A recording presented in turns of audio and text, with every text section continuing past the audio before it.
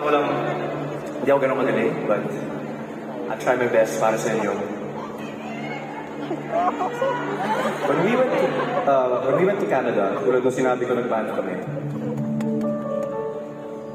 We went to Canada 2023. There was a chance to see the Northern Lights. Inos ko to eh. Tapos, mga kasama ko, they went to see the Northern Lights. Na-realize ko that night, hindi mo na ako sasama. Because if I was to see this wonder for the very first time, I wanted to see it with my wife. Tulad nung katang Nowhere kanina. Fast forward to 2024, we had a tour. Nakita namin yung Northern Lights together. Kasama kami. And I wrote a song about it. This song's called Aurora.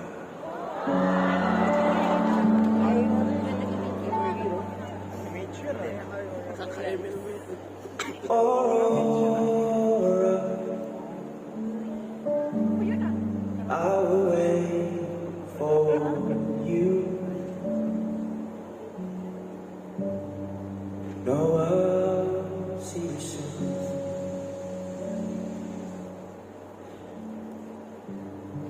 As you dance to my tune.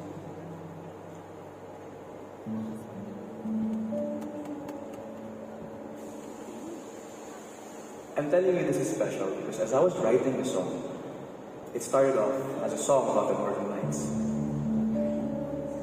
But then, when the song progressed, songwriting happened, magic happened.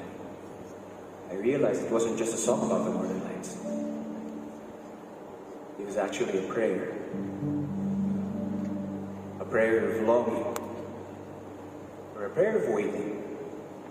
This is the first time I'm ever going to share this. A prayer of waiting.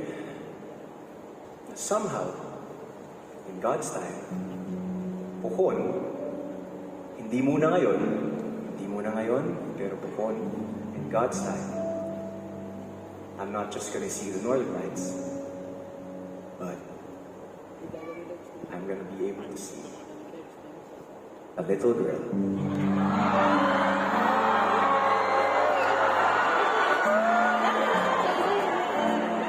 When that time comes, God's time, we're gonna call her Aurora.